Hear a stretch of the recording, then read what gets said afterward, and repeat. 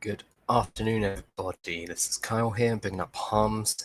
A few seconds before going live, I almost poured black coffee all over my white t-shirt, but I did not. So we are okay, and we are progressing. That's cool. I've got my coffee to go as well, my second one off today. And for me, it's been a really interesting morning because I've been talking to, so as well as the BBO.SHOW, which is focused on online business, digital marketing, myself and another co-host, a gentleman called Dr. O, we do a Growth Tribes podcast, and that's purely audio. So there's, it's not like the video experience you have here, purely audio. And we talk two different generations, talking about all the life's learnings and lessons and chatting to amazing people. And today we spoke to world champion in Brazilian Jiu-Jitsu, and I know that's quite a hot topic at the moment. It seems to be featuring on lots of people's podcasts, including Joe Rogan, lots of celebrities flocking to this. So it's really cool to talk to somebody who's a black belt and a world champion, who's been a former professional footballer, then a head coach, an awarded coach in the UK within the FA. So it's like just remarkable to talk to somebody and hear about their story, and it almost ties into, and why I mention this is as part of that story, which I'll tie in later, is somebody's bio, somebody who's an author, but not necessarily of a book, but of a life that they've lived, which is remarkable.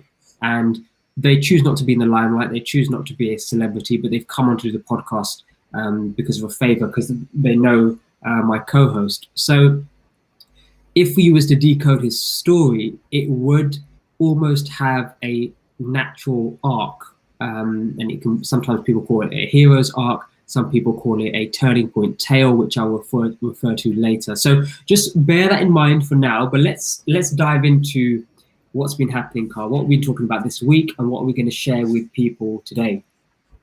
Yep, over the course of this week, we've been showing you how to basically how to write and publish an ebook. So gathering together all your expert knowledge, all your skills, everything that you know about your particular business niche, and packaging it into a book.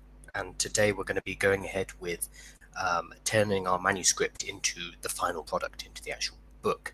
And this book, remember, is not just a book that you are selling in order to make royalties. We're not showing you how to be an author. If you want to be an author, that's absolutely fine.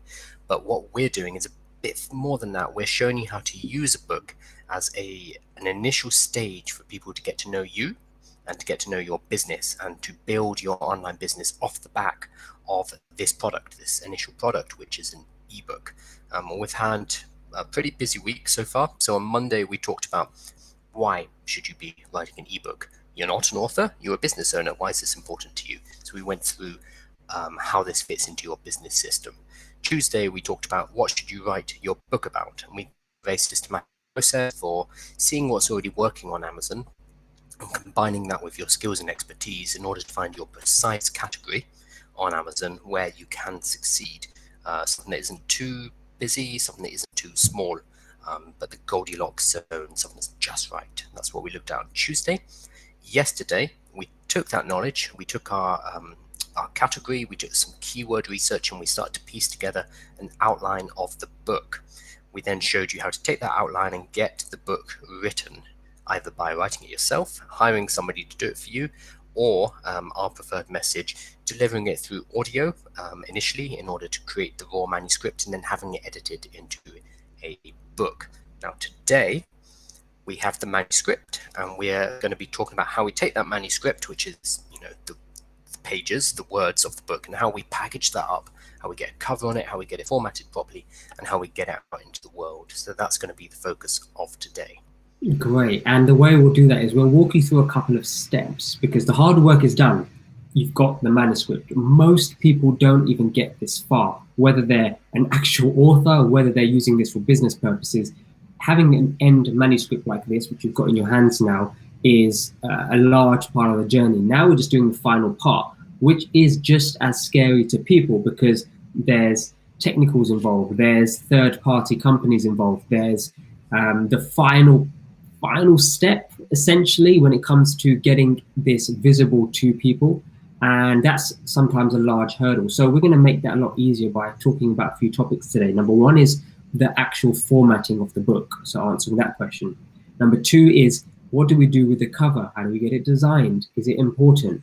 Then we're going to be talking about some of the core components that must be in the book that we haven't included in the manuscript at the moment, which is the description of the book, your author's bio, and anything which else pops to mind. But those two are primarily going to be our primary focus.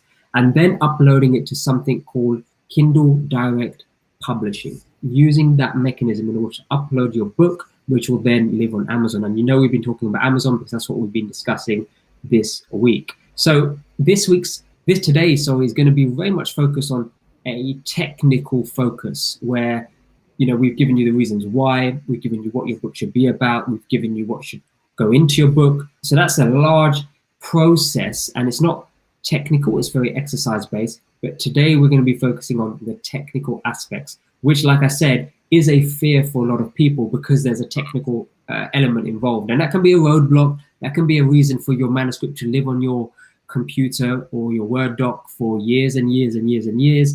And because Kindle Direct Publishing or something similar just seems too complex, it just seems too overwhelming. Or we could fall into a perfection issue, which is, oh, is my manuscript ready? Are people going to care? That's all been answered previously in this week. So that second part of what I've discussed, the perfection, all been dealt with this week. But today we're going to be dealing with the technical. So where do we start? I mentioned formatting, Carl. Is that a good place to start? Yep. We'll start with the formatting. That's going to be the first step. Then we're going to move into, as you mentioned, the cover, then the description, the author bio, and then finally how we take all of this information and we get it onto Kindle Direct Publishing so that we are ready to publish. But first up, formatting. Fantastic. So the reason we need to deal with formatting is we cannot just take a raw Word file or a raw text file and send it to Amazon. It doesn't work. First, we need to do a little bit of formatting to make sure that it displays properly on a Kindle. We are talking about Amazon today. There are other places you can publish your book. Like Kobo is one, for example, which is connected to Barnes & Nobles, I believe, in the US. And they have their own reader. It's like a Kindle, but it's called a Kobo reader. There are lots of other services like this. We're not going to be talking about them today because Kindle and Amazon is 80-90% of the markets. We're going to be focusing on our efforts there. If you do want to do the other publishing processes, though, they're going to be very similar to this, just with slightly different technical issues. So how do we take this, you know, how do we get your book featuring on somebody's Kindle app at home? And if they click on the book, how do we get it to appear with text, formatting? It looks good. It looks like a book. It looks like a book that we pick up off our shelves. How do we get it to that final image or visual appeal to somebody? That's very much what the focus is going to be around, because there's a lot of technical steps that go into the back of it, which can be overwhelming, but we'll simplify the process for you, starting with formatting. Yeah, and with formatting, it used to be, when I first did my first ebook, it was a complete nightmare. This was quite early in Kindle's life cycle, and you basically had to use some quite complicated tools and go through and manually format a lot of the document. And it was, if you had a long book, it was a really difficult process. Now, if you have images and diagrams and anything that requires complex formatting on the page, it's still quite complicated. So first up, naughty, we didn't tell you to add any images when we're putting together our outline, but if you did, that's fine. It's just going to be slightly more complicated. If you do have images and diagrams, it's fine, but I would highly recommend you just hire somebody to do the formatting for you. Now, because this is a technical task, you can actually hire for not very much money. We're talking about $20, $30, $40, $50 potentially on someone like Fiverr.com. You only need to do this though if you have something that's quite complicated and that has images or graphics of any type. If your book is just text, then there's a fantastic tool which Amazon have created, and we just recently used this on our most recent book. And the tool is called Kindle Create. It's available for Mac and it's available for Windows. It is free. And the purpose of this was Amazon created this tool in order to help publishers like yourselves, like us, to more easily format their book and get it ready for the Amazon Kindle marketplace. Because I think Amazon realized there are too many barriers between me writing and me getting it looking nice, well formatted onto onto Amazon. So Amazon have actually swung in to the rescue and said, okay, this is going to make it a lot easier. Kindle Create. That's a free application. And from a technical point of view, it's relatively painless. You open up the software and it asks for your document. You give it to your Word document or whatever format you've used, and it will automatically go through everything and format it as is required by a Kindle ebook. Yeah, so then ask you, sorry, go on. So I was going to say, so just to pause here for a second, because what we're sharing with you now in this section is 3 different ways in which you can format your book. Number 1 is you just go to Fiverr.com and pay somebody there. It is you can find it and you can get a result relatively cheap, you know, $30, $40, $50. If you've got images, they may charge you the $50, $60 range. But if you have images, it will be money well spent, because it can be very tricky. It can take you hours and hours, and it's better just to pay somebody who's used to doing that work. So number 1 is just go to Fiverr.com. You'll find them. Kindle ebook publishers, people who work with the software Kindle Create as an example. Now, the second is you do it yourself. But what we're saying is our suggestion here is if you don't have images, this is probably wise. And the starting point, just to give you some point of references, the best starting point with Kindle Create, which is a tool that Carl just shared with you, it's a free tool you can download, it's an additional software. That software will pick up your Word document. So it's best used with a Word doc or something which has a doc ending or .x, depending if you're using a new format. Now, when we talk about formatting and talk about the fact that it will pick up formatting automatically and it sort of syncs it, what we mean here is you have to have also some familiarity with using Word's formatting. That will probably be a suggestion. And you can Google that, you can go to a YouTube video.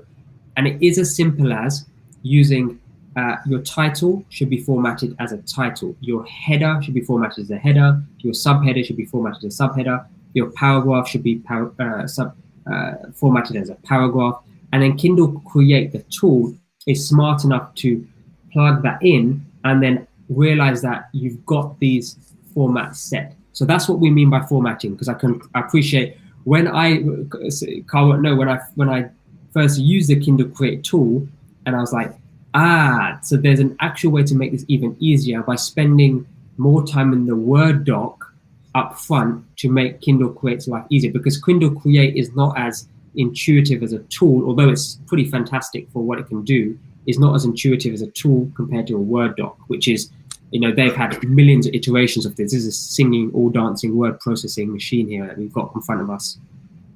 Yep, I think that's a really good point. So thank you for adding that. If you can get it well formatted in your Word doc, then Kindle Create will do the rest and convert that into a Kindle format for you. But yes, and that's free. That's free, but it requires some time. Now, the third one is something I've not used, which is a tool that you can share with us, Carl, which is Scrivener. So you can just expand on that with a third recommendation.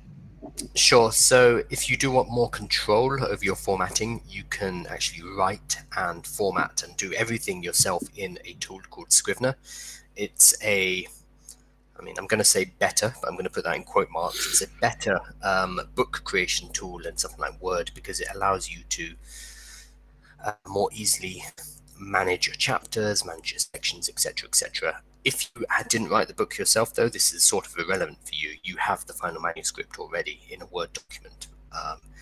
However, Scrivener does give you the power to do more complicated formatting. It gives you more control over those headers, over contents pages, over subheaders, block quotes, etc., etc.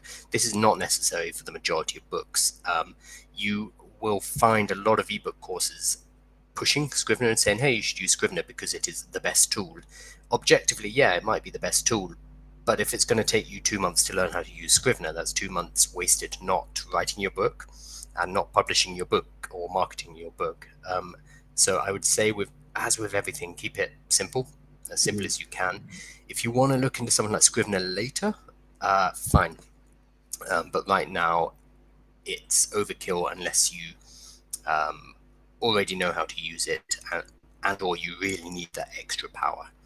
Yeah, because if you remember, the purpose of this is that we're not becoming book writers, we're not becoming authors. What we're doing is we're becoming Kindle ebook or ebook creators and print-on-demand books for the purpose of allowing an entry point for our customers to understand who we are, our products and service as part of a value ladder. That's what the focus is. If you get really good at it, for sure, use a more advanced tool like Scrivener, and then you may say, actually, I really enjoy this process. Perfect. So I think, a good middle ground would probably, if I was to do this from scratch again, I would say a good middle ground is I would like to do a Word doc and use Kindle Create myself first. And then if I'm starting to pump out a lot of ebooks, which we will be within the BBO show to help out people, in the written form who listen to the show, that I would then start to pay people to do. So I'd go from your second recommendation first, then go to your first. And if I fell in love with writing, I would then probably use the third option. That's just my personal preference. Yeah, I wanted to mainly mention Scrivener because if you do look at any ebook writing courses, they'll tend to use it. So do they? So is that a paid tool then? Yeah, I don't think it's cheap either, and I think they might be recommending it because there's an affiliate offer. So anyone who recommends it gets paid. That may or may not be the case. Yeah, because everybody's got Microsoft Word, so you can't really make an affiliate of Microsoft Word when everybody's bloody got it. So that makes sense. I mean, yeah, you've got to sometimes look at the incentives. Yeah. But Carl, you used it, and no doubt it's a very powerful tool. I've used it. Yeah, I have it, and it's a great tool. You do not need the extra power right now. If you're following our advice over this week, you've created something that's highly valuable, but it's not dependent on the formatting or the graphics or anything like that. It's more based on the text, on the knowledge from up here, rather than the presentation. Today we are looking at presentation, and it needs to be good, but it's not what's going to ultimately make this an extremely valuable product. What makes this a valuable product is your knowledge and your ability to solve people's problems. Yeah, and if you remember yesterday, we're very much hitting the how-to, a guide to. So somebody, their intention is to approach this book from that stance. I want to know how to, I want a guide to. So their experience will be looking for that and the content and information versus there's this stunning ebook. It's the most beautiful ebook I've ever seen. Sure, you can come onto that later, but the main thing is to get an ebook out there into the market first. Now, talking about looks and talking about how something appears, there's probably one thing we can't maybe skimp out on. It's a weird phrase, but the cover. So we've done some work. We've created covers as well. But talk to us about a cover, why it's important, and maybe something where when you're talking about visuals that you may want to put a bit of attention into. Yep, this would be the main place you'd want to invest. So there is the saying, don't judge a book by its cover, but that's obviously been said by someone who's never ever sold a book in their life. The cover of a book, the presentation of a book is so important. And there's a reason why publishers spend such time and effort and money on publishing beautiful looking books, because that's the only way you're going to pick it up in the bookshop, because it looks fantastic. And this is going to be the same on Amazon. The main visual element on Amazon is the book cover. The Amazon sales pages look pretty similar apart from that book cover. Identical. Yeah, I mean, we're going to talk about the description and the author bio. That gives you some degree of customization, but the main thing on that page is the image. Same thing when you are going down a list of different search results. The main thing you're looking at is the cover image of the book. That's an interesting point. That's okay. That's an interesting point. I'm just jumping in there because don't judge a book by cover, therefore, is a great life cliche lesson, but rubbish advice when we're publishing ebooks. So ignore it when we're talking about books. Keep it, embrace of it when dealing with other human beings. Okay, so don't confuse the two. We're specifically talking about it's rubbish advice for publishing books. The cover is important. Do judge a book by its cover because your customers do. Yes, and I like that insight. Right or wrong. Whether that's right or wrong, again, we're just looking at the final platform. The final platform is Amazon, which is a carbon copy. It doesn't matter what product you're looking at, whether it's a book or you're trying to buy something, or you're buying cashew nuts, which I ordered yesterday. It's all the same apart from the image, the description, and the bio, which again will help you with those variables later. So that's That's fascinating. So how does somebody go about getting their cover designed, and how much does it cost? I like that. You didn't say how does someone design a cover, because we don't want you to design your own cover. Yeah, that's a big learning curve. Yeah, unless you're a designer, but even then, you'd have to learn how to design a cover, which is going to be slightly different. And again, that's going to take you time. There is a learning curve there.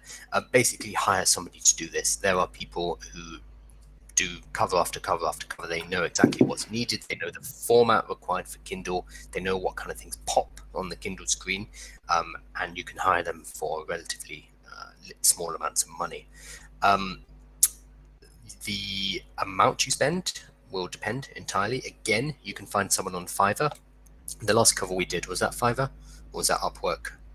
Okay, so we've got in-house people who are really good at design. So that one. That was us. So if you look at our Kindle ebook, what we're doing is we've got a slightly different approach, which we'll share with you. Well, we have shared it with you on Tuesday, which is we're going to be producing a series of guides, which we want them all to have a similar look, that if somebody had them metaphorically on a bookshelf or they had them in their Kindles, they all appear the same, and then we can sell it as a stacked bundle.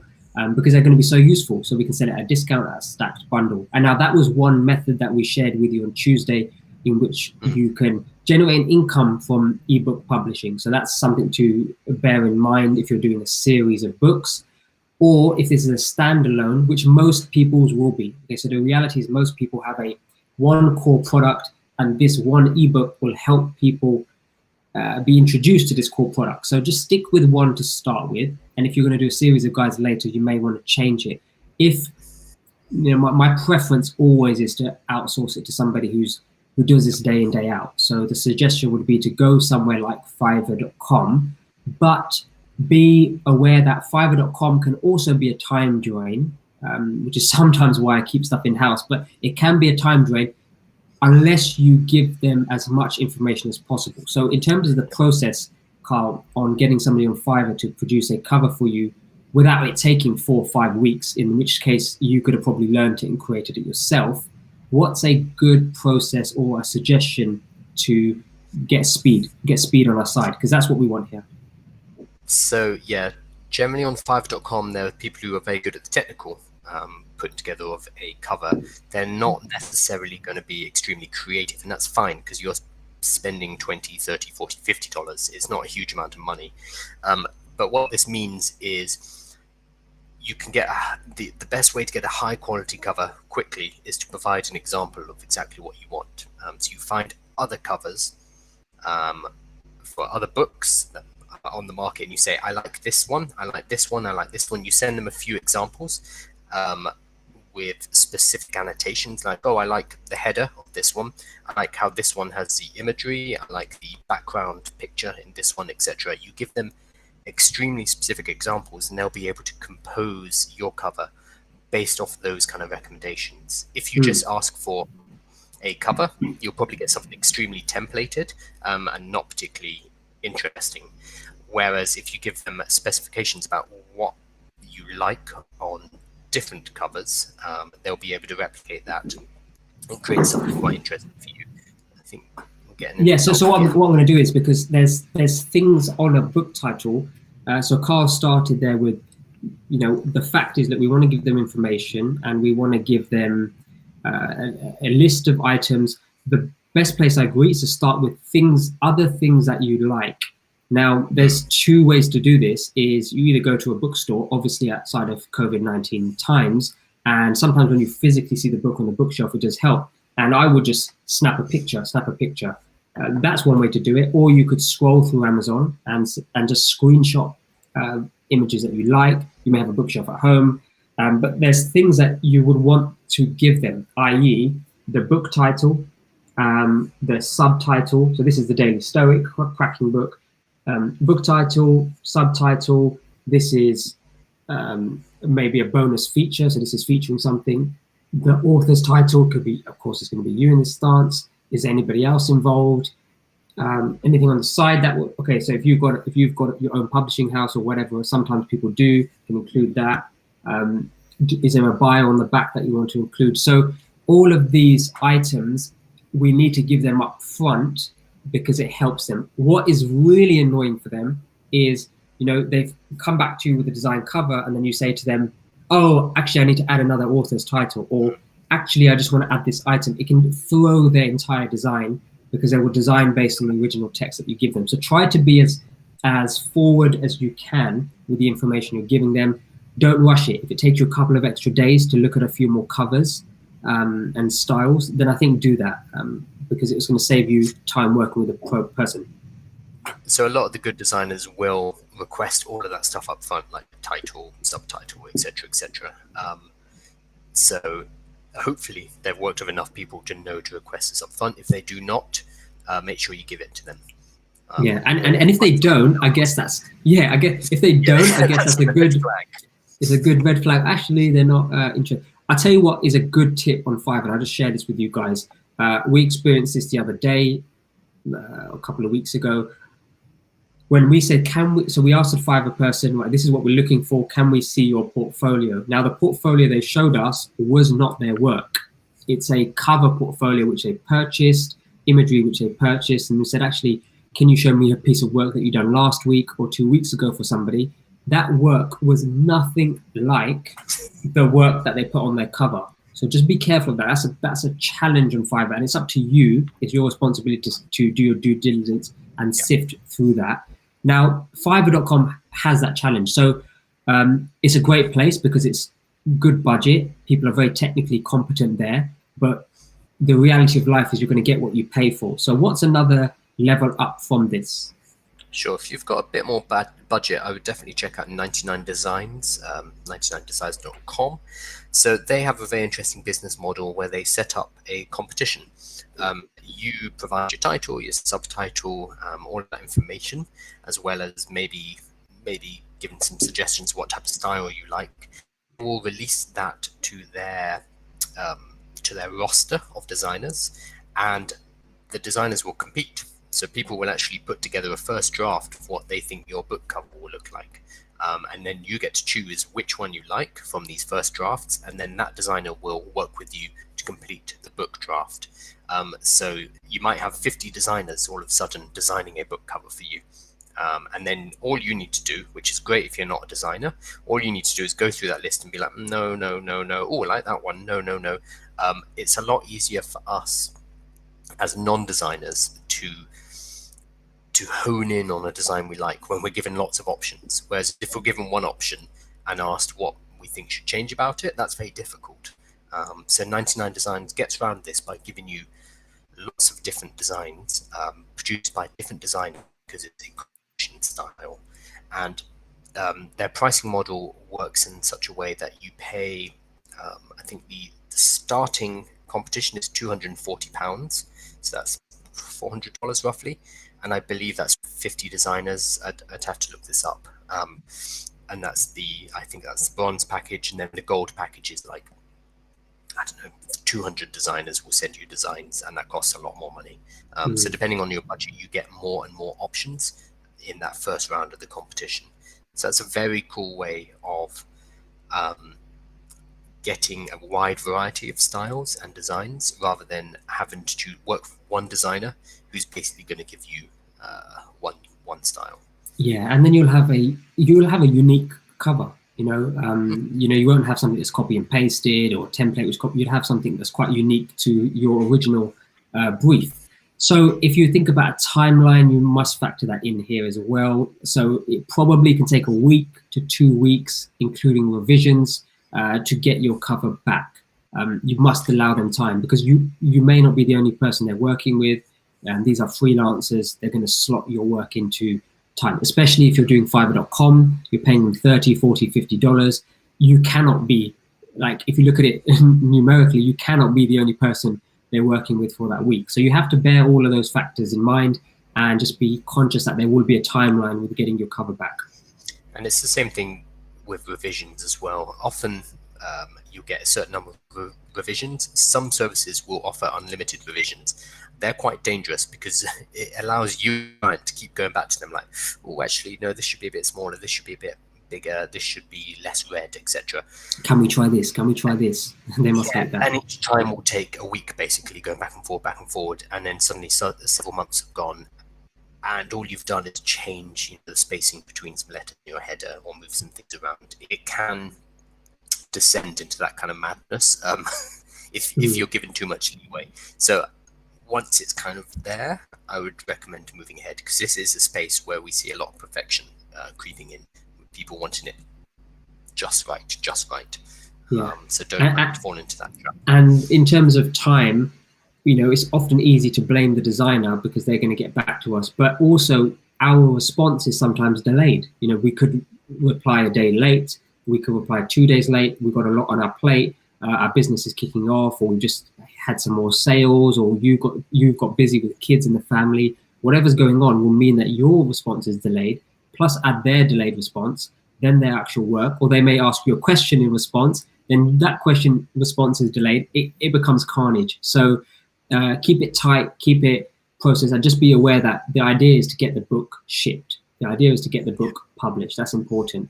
Now, getting the book... I think, so one quick thing for the perfectionists out there, one of the amazing things about digital publishing is that you can actually change elements.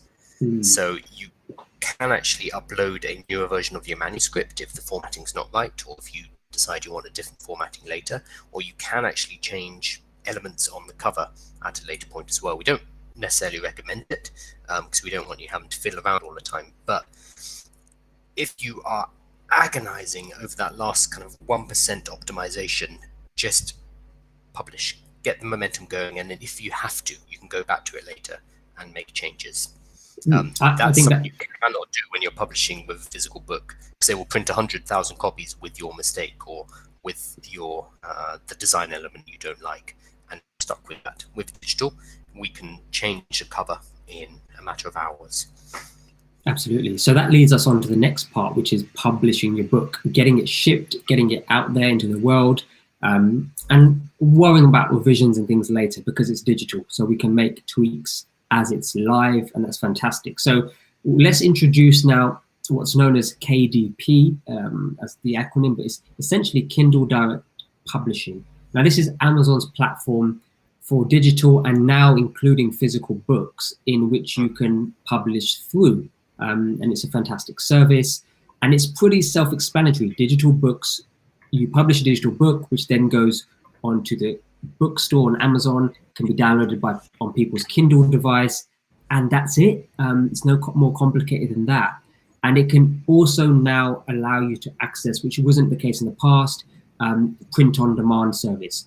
So one of the challenges in the past is, okay, if I want to, and we work with authors and professional people and celebrities in their space, and they've got a physical book, and what they do is when they go to networking meets and so on and so forth, they've got a stack of these books purchased, which either live in their house, live in their boot of their car, and they have to print in advance. So it's probably a good phrase to use: print in advance, and then sell these out, or pre-buy 1,000 books or pre-buy 2,000 books in the hope that they're going to get purchased. Whereas print on demand is very different to print in advance. It means when it's purchased, then it's printed, and then it's shipped out. And it's a very different concept, and it's changed the game massively. Yeah. So previously you would have to print out hundreds of thousands potentially in order for it to be cost effective. Whereas now, so this is a digital book, which I wrote, and it is now, you can just print it. When I buy this on Amazon, or when somebody buys it on Amazon will print it out. They'll create the spine, they'll stick the pages in, and they'll send this individual copy of the book to that person. This does not exist until it is purchased, which is very different to what Hans just talked about. Somebody driving around with 100 copies of their book in the back of their car, which is very wasteful, is inefficient. Print on demand allows you access to physical publishing without having to pre-purchase thousands or hundreds of thousands of copies, without having to keep them stored somewhere. Instead, you can just have them printed as they are needed. It's something we take for granted. This is truly revolutionary in terms of publishing. That's the real problem for the traditional publishers now, is because it allows small runs of books to be cost effectively manufactured. which was not possible before. Yeah. So it's extremely cool for you and your business. And essentially, if you're looking at, okay, what does that mean for me? Well, it saves you time and it saves you money. It saves you time in the fact that, look, if somebody buys a book and you're out of stock, you've got to print some more. How many do you print? That whole thought process behind that. What's the demand for your book? And money, in the sense that you have to physically go and buy these books in bulk first, then ship them out. And all of that's changed completely. Amazon's got a service which is an amazing service, which is if somebody buys your book, they go online, it isn't physically printed at the moment, boom, they click it, it gets print. I don't know how they do it in the background. It gets created, printed, shipped. It's at your doorstep in the next couple of days. Remarkable. Yep. And so KDP, Kindle Direct Publishing, now handles both digital and physical.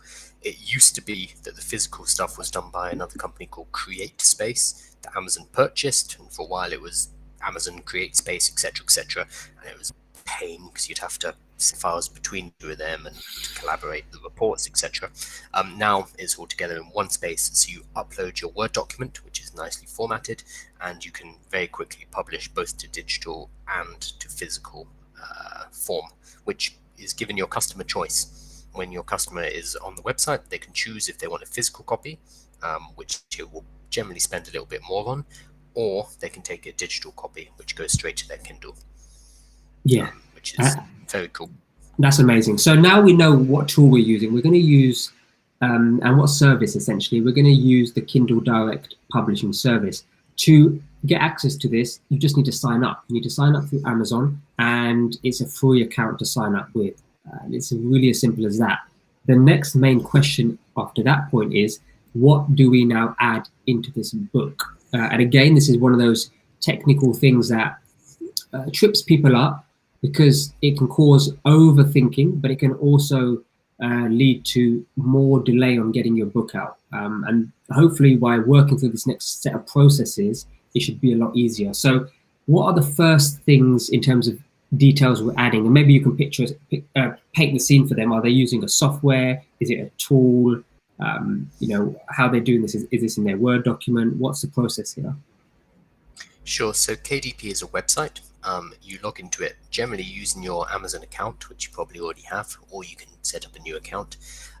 And it's a form, a web form, where you will enter your details about the book. You'll enter your name. You'll enter the title of the book. You will upload the manuscript. You will upload your cover images. It's all very basic. I recommend you sign up for a KDP account, which is free, and you log in, and then you can kind of follow along with us.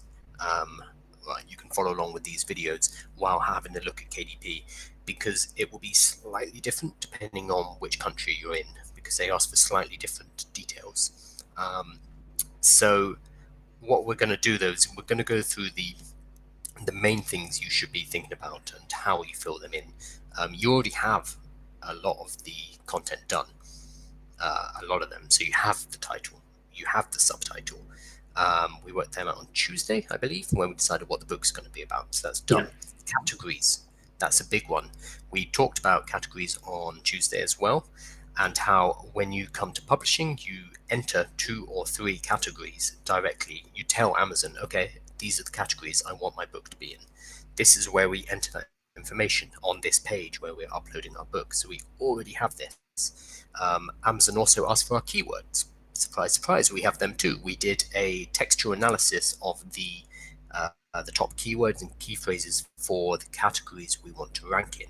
That was that Wednesday or Tuesday? That was Tuesday. That was Tuesday. And the key message here is that there's all of the hard work has been done. We're now just doing the technical bit. We're now copying and pasting all of that previous work that we prepared you for.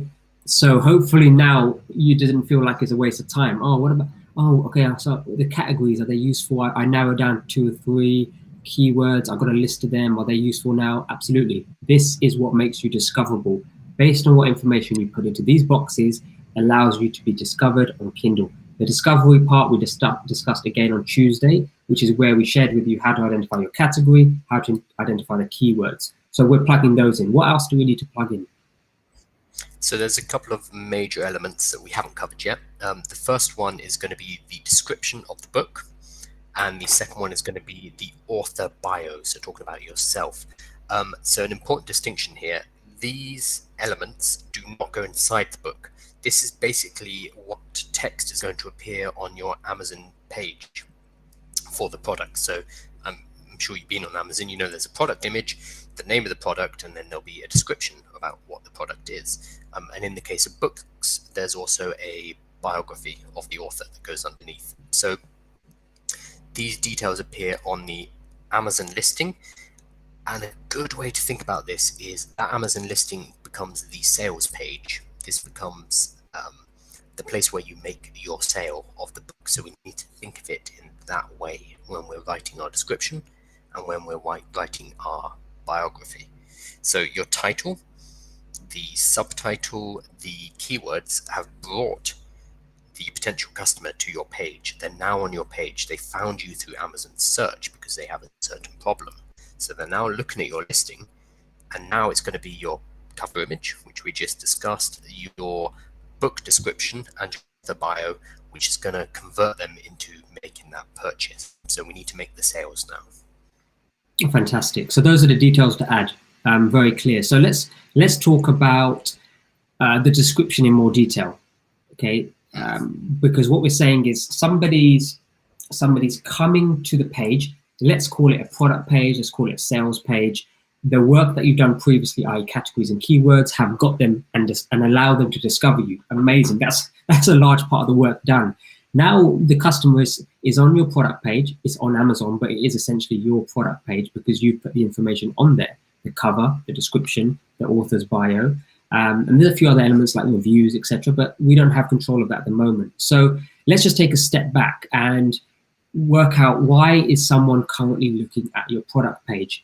The simple reasoning behind this is they have a problem that they want to solve. That's why they're here. They've been discovered, you've been discovered because of the problem. They're now on your page because they're getting closer to wanting to solve their problem, and they feel like your book is the answer to that problem. You hold the solution within what's in your book, and it's powerful.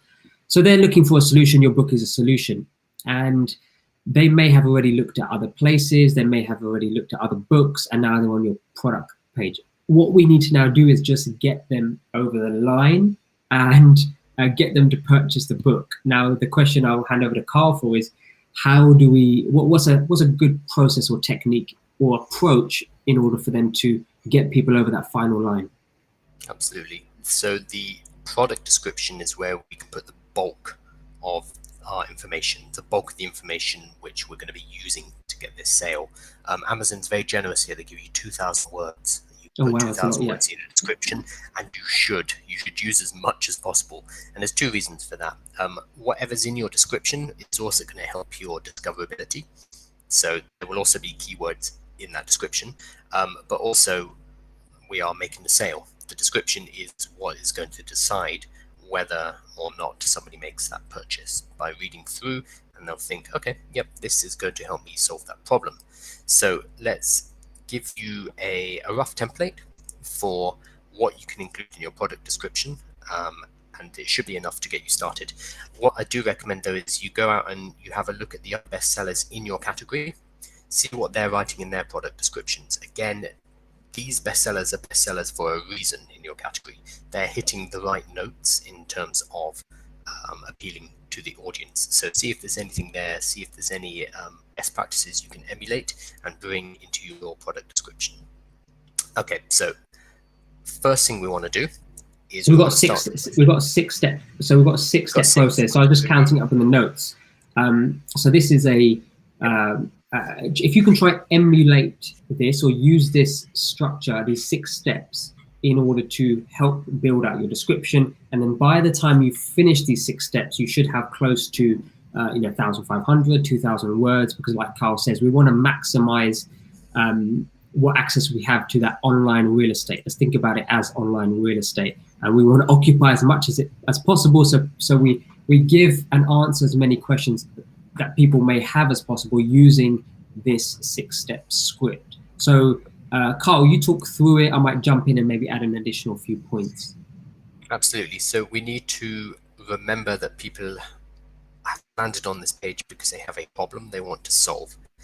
It all comes back to that. They're looking at our book, which is some kind of how-to or guide about our business niche because they have a problem they want to solve, and we are the expert and we're going to help them solve it. So point number one, we start nice and easy. We start with a question. We identify the problem that we're going to fix for them, so we can directly address them with something like, do you dream of spending your day by a babbling brook but have no idea where to start? So this is for fishing. So somebody wants to sit by a babbling brook fishing, but they don't know how to start. That's their problem. Or is your business bursting at the seams and it's time to scale up? Do you need a business plan fast, but you don't have money to hire an expert? Questions again. You're getting them into the mindset of, okay, I've got a problem right now that I want to fix. I'm looking for a solution. That's what I'm on Amazon. And in their mind, they'll be saying, yes, that's me. In their mind, they'll be saying, yes, that's me. I want to know how to how fix. Did you know? How do you know that my problem is, my business is bursting at the seams? How did you know that I'm strapped for cash at the moment, but I need a business plan fast? How did you know that? Okay, well, maybe I'm getting closer to the solution here, which leads to step number two. So number one is ask the question. Number two is we then suggest, whilst you've got them hooked and you're almost mind reading them, is go straight into why this book, your book, will be able to solve their problem. So the best way to do that is with a phrase which essentially answers that question. So a good phrase to use is, this concise and authoritative guide will show you exactly how to, scale your business, show you exactly how to write a business plan fast without the money needed to hire an expert. You're immediately answering the question, because the assumption is that's the problem. This book has a solution, and the book actually has a solution. So feel comfortable with this. So that's number two. So 1 and 2 together is the hook, the bait. And we're saying, hey, do you have a problem? This book is the answer. Nice and simple. 3 is we're going to have a little blurb about who we are and why we're the one to help them. We're not going to go overboard here because we have a whole author bio which we can use to really expand here. We just need to prove our expertise. Like, okay, you say you've written the book that's going to help me. Why should I listen to you? So you just chuck in 1 or 2 sentences here about why they should be listening to you. And it can be like, having been in this industry or having helped thousands of people, of course it has to be truthful, having helped hundreds or thousands of people write business plans, or having spent 30 years fishing myself and introduced so many more of my friends and family to the fishing world, they said, you have to write this book and tell more people about it. Like, or you could own a fishing shop or online shop. Having worked in or having co-founded a fishing shop online, it just naturally meant I needed to help people answer this question. That's it. It's 1 or 2 sentences which describe why you're an expert. Are you in the industry?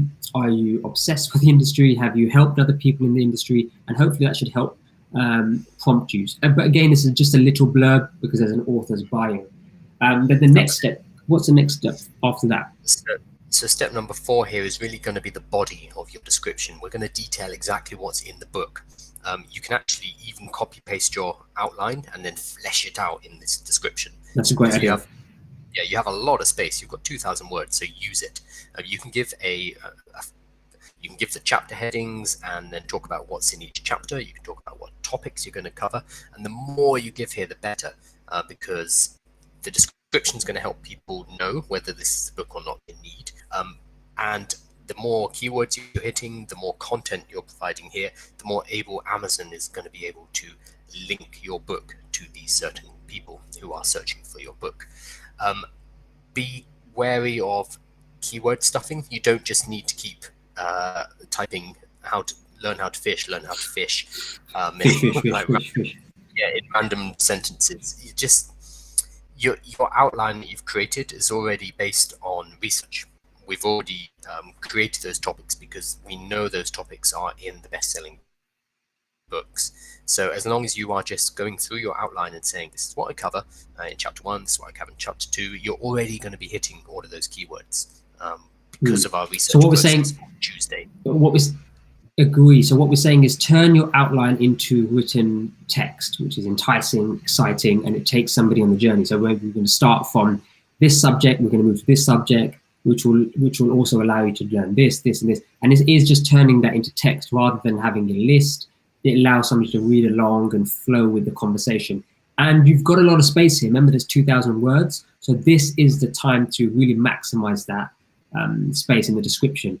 Then once you've got the description down, once you've got it into the paper or digital version of a paper, we need to remind them of their problem once again. You know, remind them via a question, remind them via a statement, and just let them know that, you know, they have the problem and the solution is right here in this book. As you can see in the description, think about a phrase, as you can see in the description, that the focus of this book is to solve that problem of a bursting company at the seams who's struggling to scale. Somebody who's got a business, who needs a business plan quick, but has no cash to pay somebody to do it. Somebody who's burning or has always had the desire to fish, but doesn't know how to get started. Remind them of the problem. And now you've got a great description, which proves that what's in the book. So that's a good time to just summarize the description by reminding them what the original problem is, because they may have got distracted, they may have gone, oh, this sounds exciting. Is it too much? Well, actually, no. It all focuses down back to this core problem that they have, which again is the title of the book and is how you introduce this paragraph. And then any suggestions to finish this off?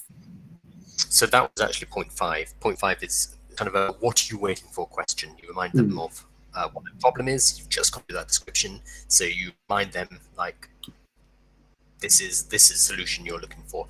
Question's really good here. So you can have something like, if you could start fishing right now, what would be stopping you, or something like that, just to remind them that they have this problem and that they need to address this problem. That's point number 5. And then we finish it off with point number 6, which is just a call to action. So you want something like scroll to the top to buy now. We need to remind people how they make that purchase. So we're just bringing them home at this point. Yeah, and that is critical. It's sometimes frowned upon or looked at in a bad way. Call to actions, is it overly salesy, is it overly marketing? But all we're doing is helping guide the person. We're helping their decision process, because the internet is extremely busy. We're also helping the fact that they may not know what to do next. You know, they simply may not realize, actually, now's the time to purchase a book, or if I don't buy this book now, is my problem ever going to get solved? So it's helping them make that decision. It's just reminding them in that moment that the next step for you is to scroll up, purchase the book, and start enjoying it within your Kindle reader. Start enjoying it and have your problem solved. It's massively important. It's just taking them by the virtual hand and saying, here's a product. To get access to it, all you need to do is click that button. And you know, when we talk about Kindle ebooks and books, they're relatively cheap. They're very relatively cheap, and the cheapness can also mean, oh, I'll come back to this later. I'll come back to this later. So it's massively important to give them that call to action and firm direction, and that can be done.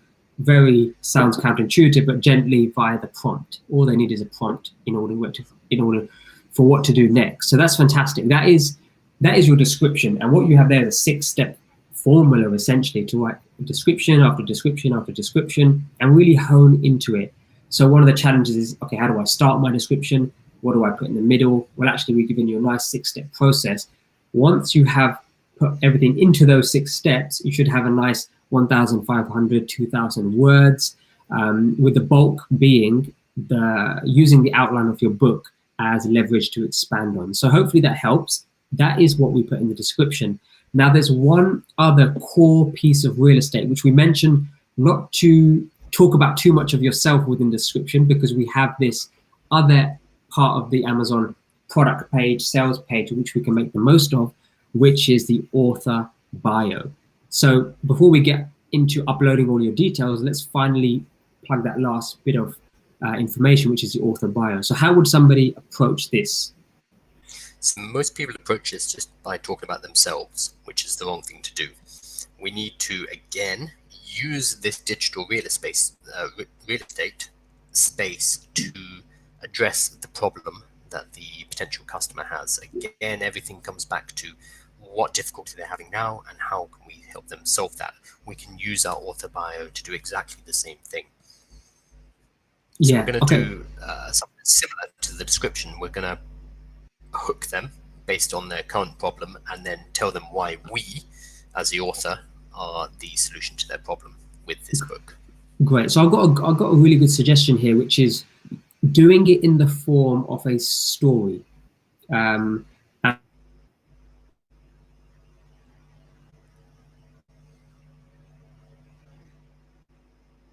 and communicating with impact, like a master communicator, public speaker globally. He spoke with Richard Branson, Robert Kiyosaki, and all these fantastic people on stage, Les Brown.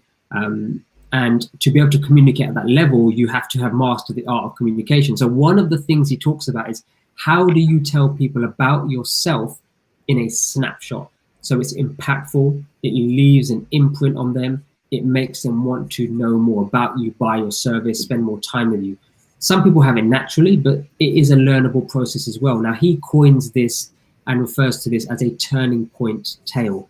Now, the turning point tale would take a couple of hours to explain, and there'll be exercises. So what I want to do is just simplify it in taking a way that we can use what he's taught us, which is a actual formulaic process, which has 4, 5, 6, 7 steps to forming a perfect turning point tale, into something which you can get started with very quickly. And the best way to do this is think about a 3-step approach. Approach number 1 is describing where you are now. Describing it in the way that, how does it feel? What is life like for you? What are you up to? Okay, that's number 1. And I'll try work out an example, or maybe share a snapshot of that, of my own personal turning point tale. So where are you now? How does it feel? Is life amazing? What does waking up in the morning feel like? Are you doing your dream job? Those kind of things need to go in the first part. The second part is just giving the listener the reality. And what I'll use is, I'll use Corey Donahue's, who we interviewed this morning, as an example of this, giving the listener a story on the fact that it wasn't always sunshine, roses, you wasn't always living your dream life. And the reality is, most of us weren't, until we got to the place that we are now. If, as part of that journey, there's no real end destination, but where was you before you embarked on this journey? And then the final part is the solution which allowed you to get to the place you are now. So what we've done in this 3-step process is, we've painted the picture for where you are now. The reality is, most people want to get there. Most people want to have that result as well within their life. Then we want to also let them know that it wasn't always that way, i.e. you wasn't always at the top of the mountain automatically, i.e. you wasn't born with these cliche phrases, you wasn't born with a silver spoon. All of this that you've done wasn't handed to you on a plate. Okay, that's the reality of it. And what we're saying here is, you started somewhere, just like the person who's about to read this book. That's the core message here. And then finally is, what is the solution? The solution was, well, interestingly enough, the solution is everything that you're going to describe to them within this book. And I think that's the power. That's a powerful message. So if we take Corey Donahue's example, he's a professional footballer. He's gone on to become a professional footballer, paid like a professional footballer, lived the footballer's life, then went on to become a world recognized athlete in jiu-jitsu, black belt, jeet kune do, all of this amazing stuff. But for him, it wasn't always that way. And when he spoke to us in the interview today, he spoke about the time where, from the age of 10 to 15, he obsessed about football. He'd wake up every day, travel to a park which was only available for the rich people, wasn't in his neighborhood in the UK, single mum, and he would go there, he would just play football by himself, kick the ball against the wall. 5 years later, Arsenal came phoning. They phoned his mum and said, we would like your son to come and join the Arsenal Football Academy. We believe he can make it as a professional footballer. His mum said no. Okay, now we've got a scenario where his mum said, no, you can't become a professional footballer. Mind blowing. But he went on to become one. So what was the solution? Now, he describes a solution as a change of mindset, a shift in perception, an ability not to give up, which then allowed him to become a professional footballer. Remarkable story. Now, you've got to put that into your terms and your author bio. Now, the master of this, or the skill behind this, is being able to do that in 1 sentence, 2 sentences, 3 sentences, or within a word count that Amazon allows. So we want to make the most of that real estate that Amazon gives us, and put as much as your turning point tell within that formula. In just to summarize it again, where are you now? How amazing is it? It wasn't always that way. And I credit Dr. Rowe for this formula. It wasn't always that way. And then finally, the solution. The solution is within the book, which you're going to share with them in order for them to get to where you are now. And that's in a nutshell. So if you can use that formula in that simple way, and put a feeling behind it, description, and describe and paint the picture for people, they will feel you as an author. You will have immediate credibility. You will hook them in the fact that you've got this remarkable story. And all of us have this remarkable story within us. It doesn't have to be as extreme as Corey Donahue's in terms of the football, but you have that within your own expert industry. Does that explain? Does that make sense? Absolutely. And I think the problem a lot of people have, or the mistakes they make when they do an author bio, is they focus on the first part, the where I am now. So they'll talk about their awards, their accolades, how well they're doing, how great life is. And that turns people off. When you read that about somebody, you're like, well, good for you, good job. Screw you, I'm not buying your book. It's right for you, yeah. But instead, we are emphasizing the person who's potentially buying the book. We're saying, look, this is where I am now. It's great. It hasn't always been like this. It was difficult, but then I worked through those difficulties. This is how I did that. And that's just so much more attractive. It's so much more accessible than just telling somebody about all the awards that you've won and how great you are, which is a big turn off. Yeah, and it's just shifting the mindset. If you remember what we spoke about all week, what we spoke about last week, it's shifting the mindset from me to them, or you, the listener, or you, the person who's going to buy the product. It's rather than me. You go onto a website nowadays and the headline is, we will do this for you. Cool.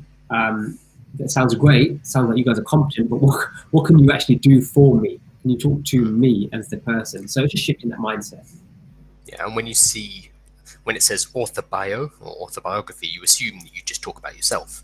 That's the assumption. So we can subvert that assumption, do something a bit more clever on Amazon by, yes, talking about ourselves and our story, but why it's relevant to the potential readers of our book. This is a great lesson in life and in business in general, but we're going to be applying it specifically for this author bio as another way to hook in a potential customer.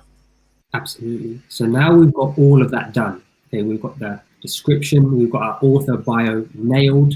And if you're unsure of the final product before you want to do what the next step is, which we'll be talking about uploading your details, come to the Slack group, share the description and bio with us as a working author's bio, as a working description, and we can quickly glance over it and we can say, maybe you're talking about yourself too much. We'll give you some critical feedback to help you get the best impact for that limited but still large real estate that you have on the Amazon sales product page. So that's the best place to ask us a question. Not a YouTube comment or a Facebook comment. That is in the description below. We'll be more than happy. We can open up a channel for this Kindle ebook author and description bios, and then you should have this ultimate formula once you spent some time in there with us. So that leads us on to the next part, which is now uploading all of this work that we've done. The bio, the category, the cover, all of that amazing work. How do we upload it? So over to you, Carl. What do we do next? So it's pretty much a process of going through the KDP page and copy pasting everything from wherever you've written it in notes or in Word into the website, and that's pretty much it. The only thing I would say be careful of is if you do copy from Word, it will often copy over formatting, which may not display properly on the website. So maybe go through somewhere like text editor or just kind of clear that formatting. That's a small technical detail though. You've actually done all of the work through the rest, over the last few days and today. You have everything you need to go ahead and publish already, which is pretty cool. Yeah, don't be nervous about, is this the right thing? Look, you've done a week's worth of work. You've learned everything we've taught you. You've got it all in place. So now trust that all of that work you've done will yield results. And ultimately it is an experiment, but it's an experiment done with some thought, some exercises, some processes. And then that will take you very, very far, because your competition won't be doing this. And because it requires work. That's the reality of it. So what do we do next? Because there's a final step. Sure. So once you've copy pasted in your biography, your description, you've uploaded your cover, you've uploaded your manuscript, you're good to go. And a big publish button at the bottom, and it's very tempting to just hit that button. You can press that button and within a matter of hours it will be on Amazon, which again, we don't think about this, but that's amazing. You can publish within seconds on Amazon.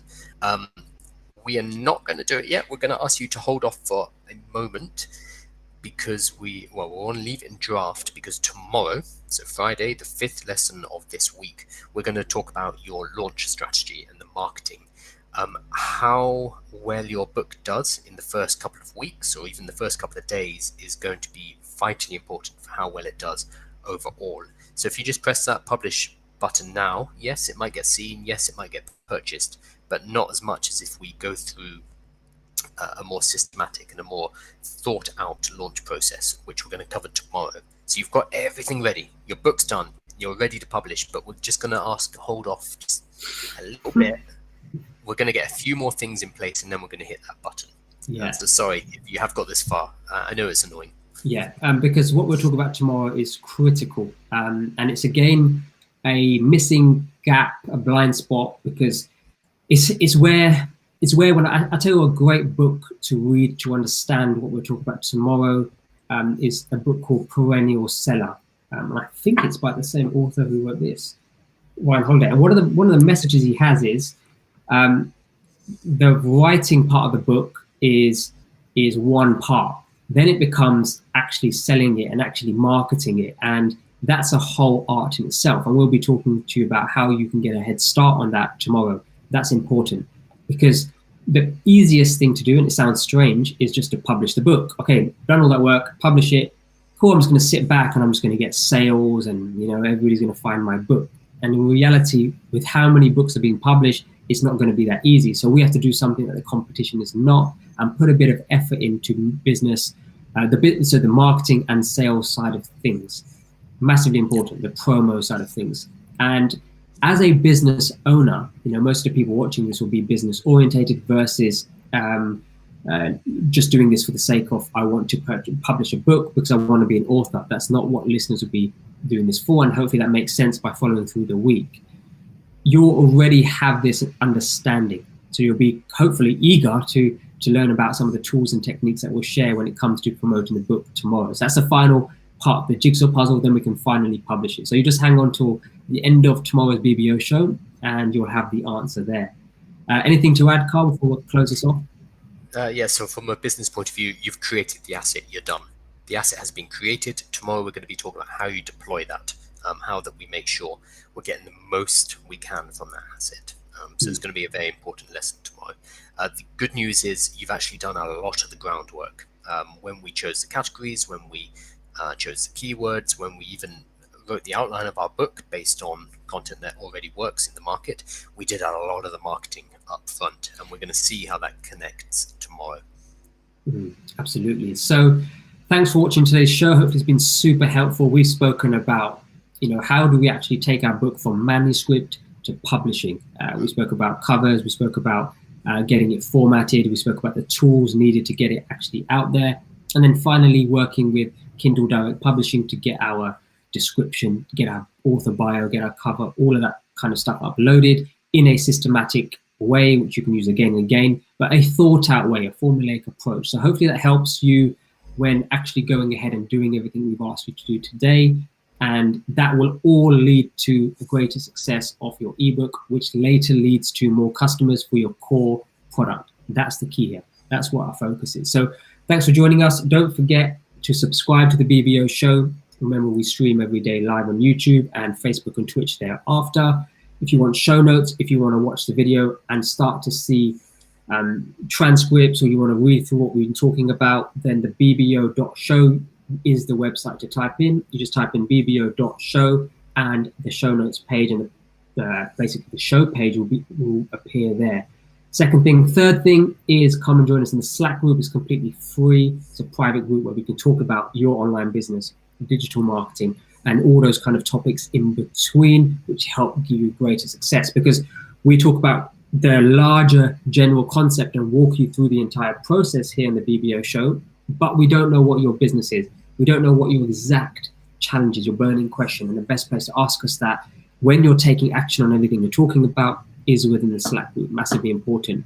And we're talking about the topic of ebooks. So number 4, don't forget we published the first guide as part of a series of guides that will be coming out. This one talks about 200 different ways to make money online, and based on the current situation, all of these ways can be applicable to you, your laptop, and your Wi-Fi connection from home. Add a bit of extra cash into your life and make the most of that time if you've got additional time on your hands. Awesome. So that's myself and Carl signing off from today's BBO show. We shall see you on tomorrow's